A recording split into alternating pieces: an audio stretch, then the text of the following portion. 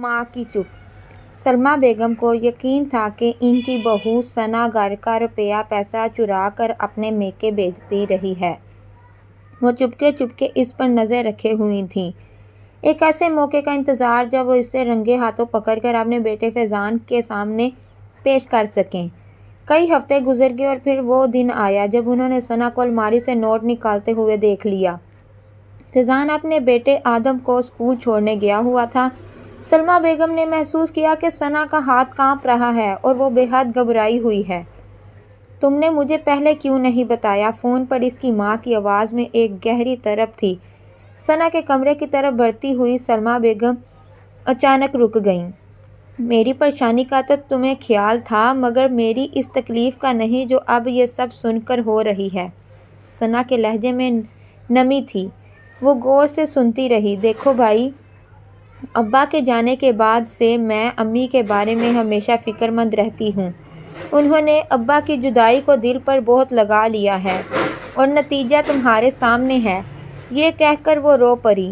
اوپر سے تمہارے سسرال والے، چھوڑو کچھ کہنا بھی تو مناسب نہیں۔ کب سے چائے کا انتظار کر رہی ہوں مگر محترمہ کو فون پر بات کرنے کی ہی فرصت نہیں۔ سلمیٰ بیگم نے جیسے ہی بھائی کا نام سنا ان کے بدن میں ایک جھرجھری سی دوڑ گئی۔ وہ ثنا کے غریب گھرانے اور اس کے بھائی شاہد سے اچھی طرح واقف تھیں۔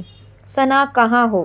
کب سے آوازیں دے رہی ہوں، انہوں نے اونچی آواز میں پکارا۔ ثنا نے گھبرا کر فون پر خدا حافظ کہا اور آنسو پوچھتے ہوئے تیزی سے کمرے سے باہر نکل گئی۔ شاہد کا فون تھا۔ وہ بتا رہا تھا کہ امی کی ECG ٹھیک نہیں آئی، ڈاکٹر نے مزید ٹیسٹ بتائے ہیں، کہیں انہیں دل کا عارض نہ ہو۔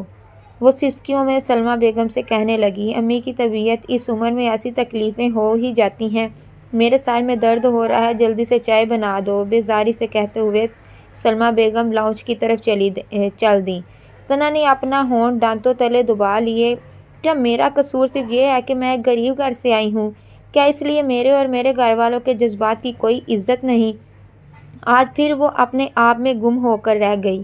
چائے چولہے پر رکھ کر وہ اپنی ماں کے بارے میں سوچنے لگی۔ 2 سال پہلے اپنے باپ کے انتقال سے اسے اندر تک ہلا کر رکھ دیا تھا۔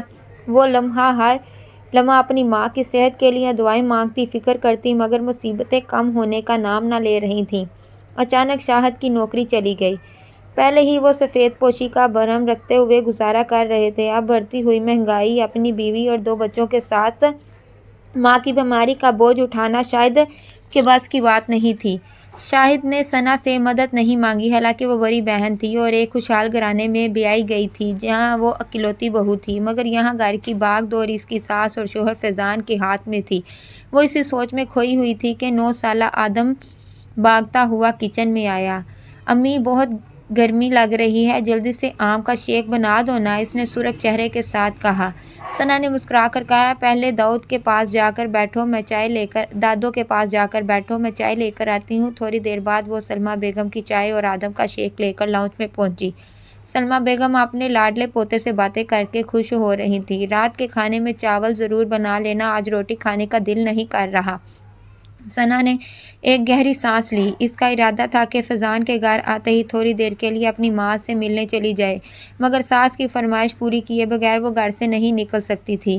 بے دلی سے کچن میں واپس آئی اور چاول بنانے کی تیاری کرنے لگی، مگر اس کا دل و دماغ میکے میں ہی اٹکا ہوا تھا۔ مغرب کے وقت تھکا ہارا فیضان گھر آیا تو ثنا اپنی تمام پریشانیاں بھول کر اس کی خدمت میں جٹ گئی۔ رات کا کھانا کھانے کے بعد فیضان اپنی ماں کے ساتھ بیٹھا تھا۔ یہ لے جی، گھر کا خرچہ اور آپ کا جیب خرچ، وہ ماں کو پیسے دے رہا تھا۔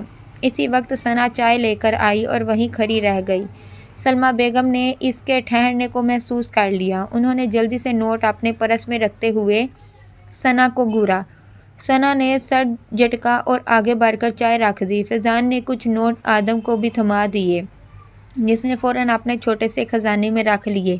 اس خزانے میں ہر مہینے ایسے کئی نوٹ جمع ہوتے جاتے جنہیں وہ خرچ ہی نہیں کر پاتا تھا، کیونکہ فیضان اس کی ہر خواہش اس کے منہ سے نکلنے سے پہلے ہی پوری کر دیتا تھا۔ بابا، آدم نے معصومیت سے پوچھا، آپ نے امی کو پاکٹ منی کیوں نہیں دی؟ فیضان ہنس پڑا۔ تمہاری امی کو پیسوں سے کیا کرنا ہے بیٹا، سارے پیسے تو گھر میں ہی ہوتے ہیں نا۔ ثنا کے منہ سے کچھ کہنا نکلنا چاہتا تھا مگر الفاظ اس کے گلے میں ہی اٹک کر رہ گئے۔ وہ خاموشی سے برتن سمیٹنے لگی۔ اچانک آدم اپنا منی باکس لے کر آیا اور اس نے وہ سارے نوٹ ثنا کے ہاتھ میں تھما دیے۔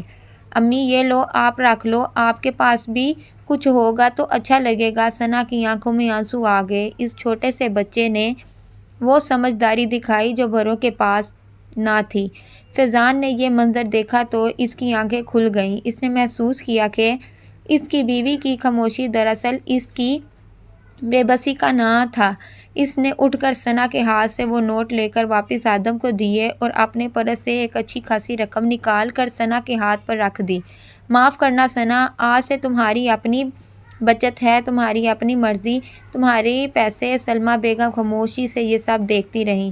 وہ پہلی بار انہیں احساس ہوا کہ عزت صرف پیسے سے نہیں بلکہ دلوں کو جھولنے والے ایک چھوٹے سے عمل سے بھی ملتی ہے۔ اخلاقی سبق۔ اس کہانی کا سبق یہ ہے کہ خاندان کی بنیاد عزت اور ہمدردی پر ہوتی ہے، نہ کہ کنٹرول اور شک پر۔ چھوٹے دل اکثر وہ سچائی دیکھ لیتے ہیں جو